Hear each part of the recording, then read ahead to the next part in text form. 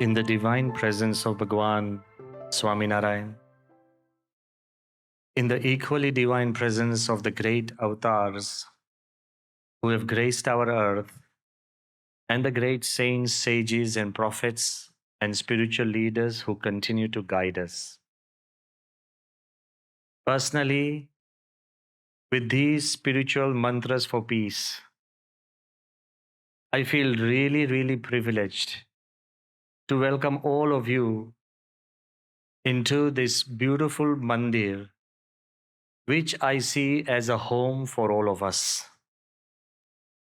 Spiritual leaders are misguided when they think that the spiritual place belongs to them.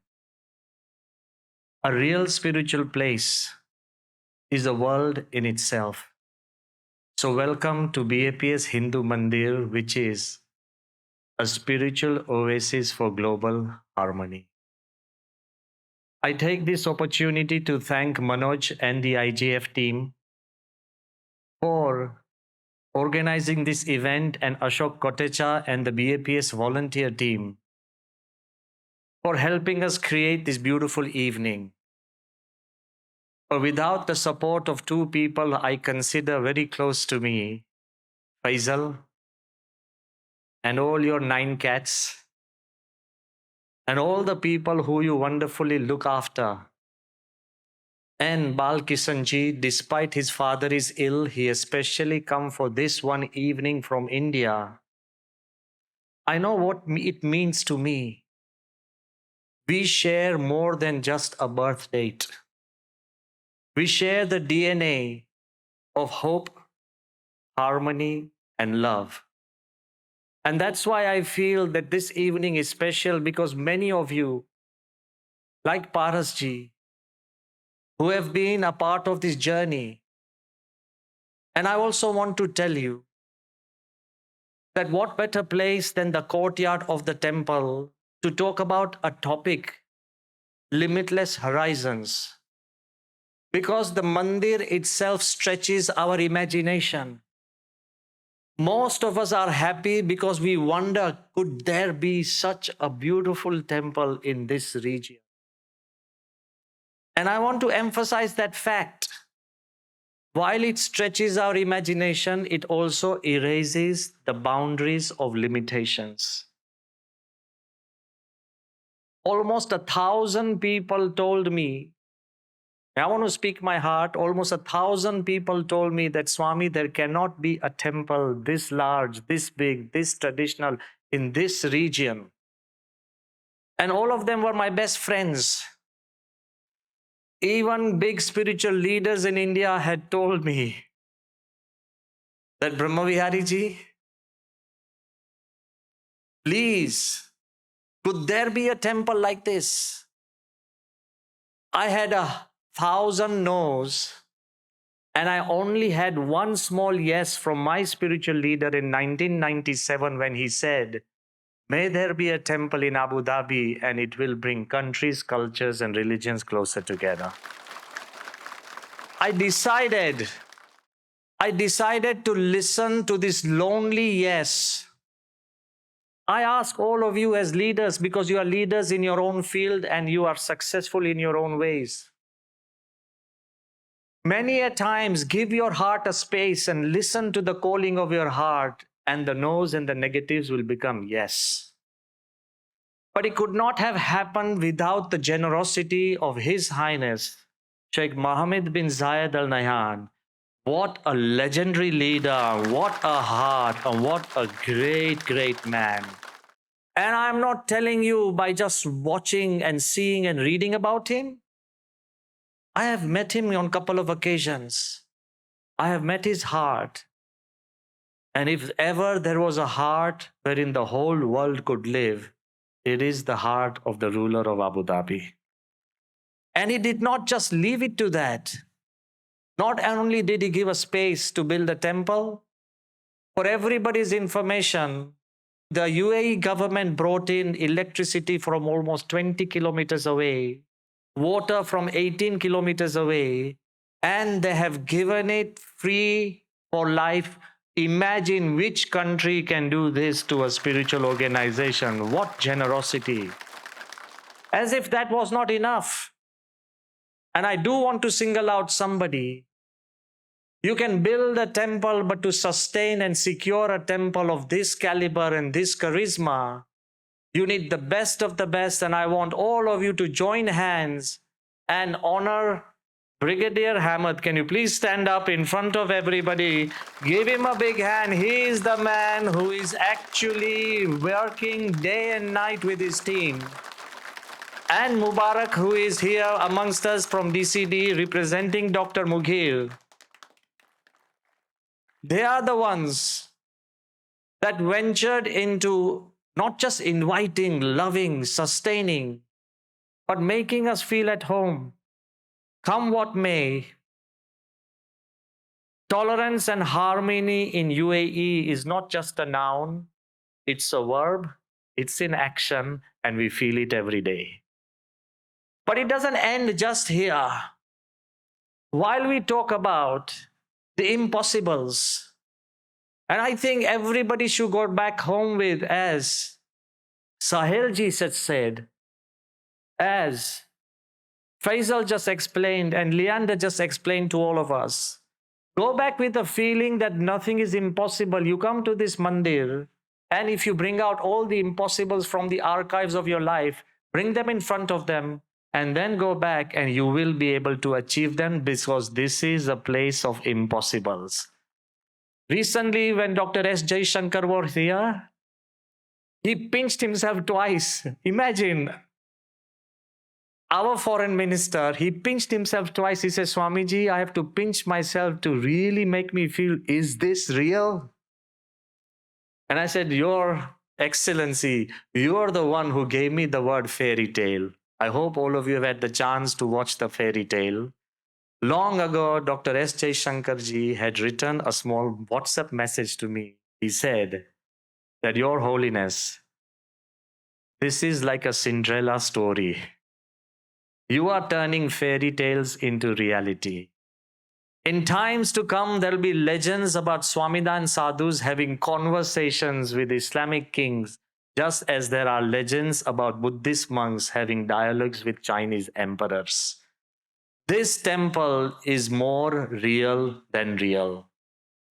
D.S. Mishra, the man who was responsible for creating the Central Vista, the man who created the new Parliament building for India, when he came here and he told me, Brahmavihari ji, देखो हमारे जिंदगी में in India spiritual history there could not have been more important point of history than the creation of Ayodhya temple. A single point which is very important. मगर उन्होंने मुझे बताया कि देखो स्वामी जी 500 साल पुराना मंदिर था और 500 साल तक भारत के मन में भी मंदिर रहा है, मगर आबू धाबी में मंदिर किसी की कल्पना में नहीं था, वो बन गया, वो भगवान की देन है. What was not imagined by us has happened because of creation. And that brings me to the next part of what we were talking about. Limitless horizons. But the next part is transforming technology and trade through trust. I want to remind ourselves that we're living on the edge of society where transformations are happening at terrifying rates. If your grandfather, could you have ever explained to him there would be this emergence of fax? You put something here and it'll appear somewhere thousands of miles away. Could you have ever explained to them the wonder of a computer?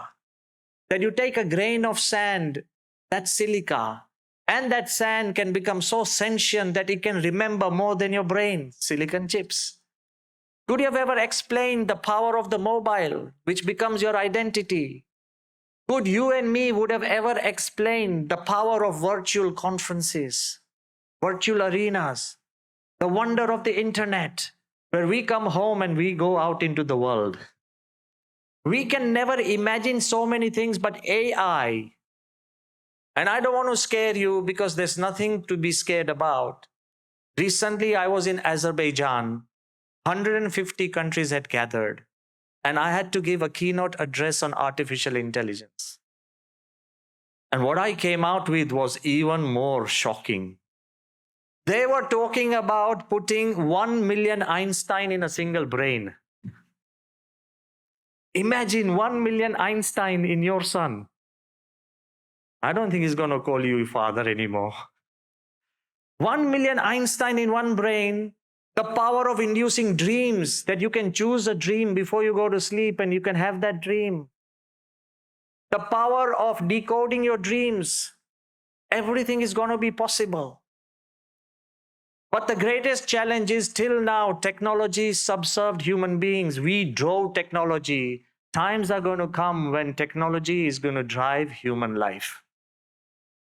But at such a time when truth, lie, fake, deep fake, make truth, shake truth, all these things have become so intertwined that the importance of truth, trust, and transparency will become more and more important.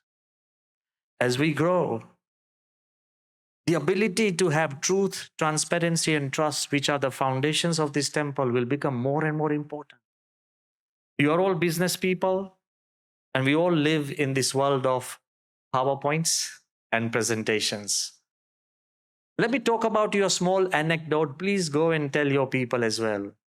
When Sohelji was asked about marketing by Ben, and he rightfully gave a wonderful answer, it's not about marketing. But let me tell you about what truth and transparency can be. Once a man died. The angels came, and the angels asked him, do you want to go to heaven or hell? The man said, do I have a choice? Do I have a choice that I can choose? I can go to heaven or hell? He said, yes, democracy is catching up. Even heavens have become democratic, and God has turned democratic. He said, if I really have a choice, I thought that if you did bad, you went to hell, and if you did good, you went to heaven. He said, no, you have a choice. He said, if I have a choice, then do you have anything that I can get an inkling from, that what heaven looks like and what hell could be? He said, yeah. If you want to see what heaven is, take a brochure. Look through these leaves and you'll find out what heaven is. And if you want to know what hell is, I'm giving you a pen drive. Look at the videos. He said, wow, I get videos for hell and brochures for heaven. And he flips through those pages and he sees that heaven is very quiet, meditative, people are alone, nobody speaks, everything is just morose and it's dull. And when he puts in the video for hell, people are laughing, having, great fun, joking, big dinners like this. So people are, spending nights and they're so happy and there's so much fun. So this man calls in the angel and says, look, I've decided. He said, where do you want to go? He said, I want to go to hell. He said, are you sure? He said, yeah, I want to go to hell. He said, one last time, if you want to go to heaven, take the staircase up. And if you want to go to hell, take the elevator down. The guy said, wow, hell is advanced. For heaven, I need to take a staircase. For hell, I can go in an elevator, a lift. He gets into the elevator. He presses the button of hell. Suddenly, to his shock and horror, the floor of the elevator opens up. He falls into a deep, dark ditch. It's full of filth, dirt, smell, stench. He's gasping for air. He's struggling to keep his head above. And then he looks up at the angel and says, hey, what is this? He said, this is hell. He said, that's not what you showed me in the videos. He said, that was our marketing department. So I want to tell all of you,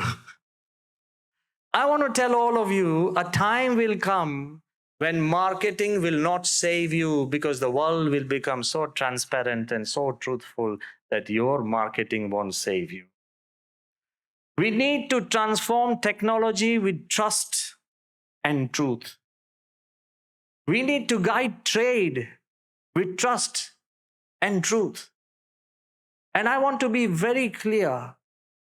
Without these two elements, truth, trust, and transparency, You may do great business, you may make profit, but they won't last. If you want to make them last, we need to change the way we think. As Suhail mentioned, and I want to again congratulate him for his sharp ideas.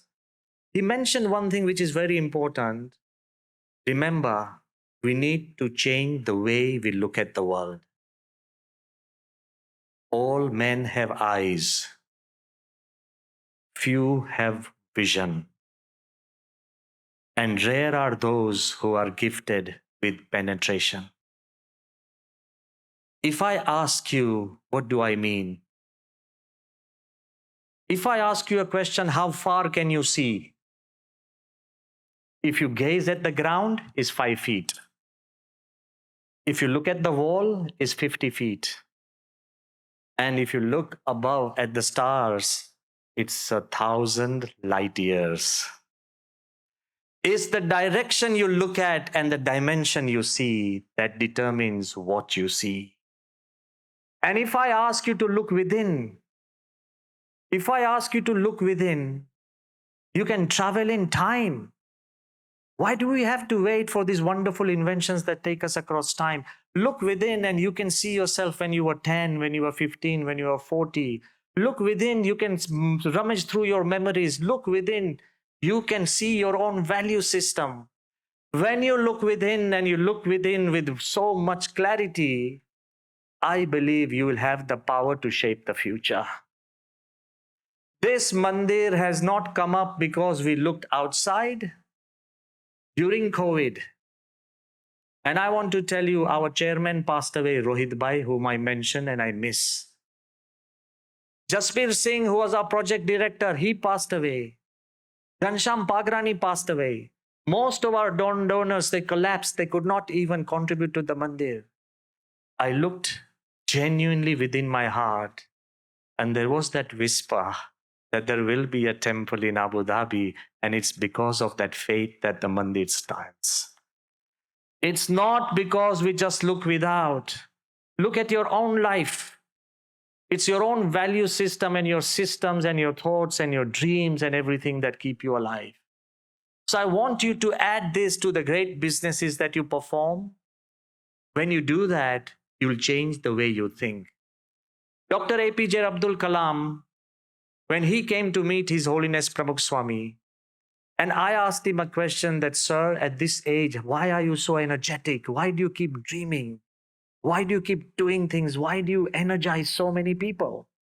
Do you know what he told me? He said, I've learned the secret from your spiritual leader. I said, wow, I'm with my spiritual leader and I've not learned this secret. How come he's learned it? He told me that your spiritual master, Pramukh Swami, he only asks one question. What can I give? Not what can I get? If tonight all of you are here with a feeling, what can I give to the others? Whether there are ideas, whether there are smiles, whether there is love, whether there are handshakes, rather than this idea of what can I get, then each one of us will benefit multifold. Kalam said that whenever Pramukh Swami looks at a child, he thinks, even if I give him a smile, he'll be happy. When he looks at an old man, I'll give him a hand and he'll be stable. When he looks at a youth, I'll give him a direction so he'll be strong. When he looks at anybody, what can I give? You don't have to be a millionaire or a billionaire to give something. You just need to have a billionaire's heart. If you have that heart, whatever business that you do will excel in a different way. And you will become an emperor wherever you are. I'll leave you with one story which is so close to my heart, and I think it's appropriate. All of you are leaders in your own field, and you are destined to become bigger and greater leaders.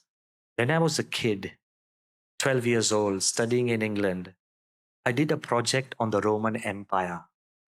And I was fascinated by the gladiators and the centurion, the legionnaire, the costumes, the Roman Empire. I used to sketch them when I was a little kid. And as I did this project, I came across a story, whether it's truth or whether it's a legend. It's very important for all of us. There was this general whose name was Pompey, and he was a mighty general. He left Rome, brigadier, he left Rome to fight for his country. And as he won battle after battle after battle, almost all of Europe, North Africa, as he won battle after battle after battle, there were news filtering into Rome about the mighty general Pompey. But there was this situation that most generals who went into battle never returned home, because victory is also an addiction. Once you win one battle, you want to fight another. Once you win one more, you want to fight another. That gives you a kick. And most soldiers died in battle because it's an addiction. But with Pompey, he returned back to Rome. And it is said in the history books, he turned Rome the Republic into Rome the Empire. When he came back into Rome, the whole of Rome was out on the streets, the balconies, the terraces, the steps of the Senate, and the whole marketplace and bazaars were filled with people shouting the name of Pompey, the mighty general, Pompey the emperor, Pompey the emperor. While Pompey is walking in his moment of glory, listen to this. One youth, he needles his way through this noise and din. He reaches Pompey, holds his elbow, and whispers into Pompey's ear, "How can I be like you?" Is that a moment? This is the moment for Pompey, and this youth comes and asks Pompey that, "How can I be like you?" And Pompey turns to that boy, that youth, and says, "One, win the people and not wars." He's just won so many wars, and he says, "Win the people." The second thing he says, speak your heart.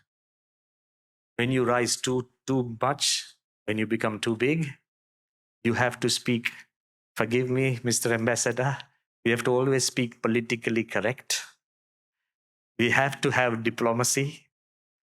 But very rarely do leaders can speak their heart. So he said, win the people, speak your heart, be honest. And third, keep the promises you give. And you will be an emperor wherever you are. I want you, whether you're in the family, win your family, win their heart, speak your heart to your family, and at least keep the promises you give. If you're in the business, win the people, be people centric, not just profit centric. Give more than you get.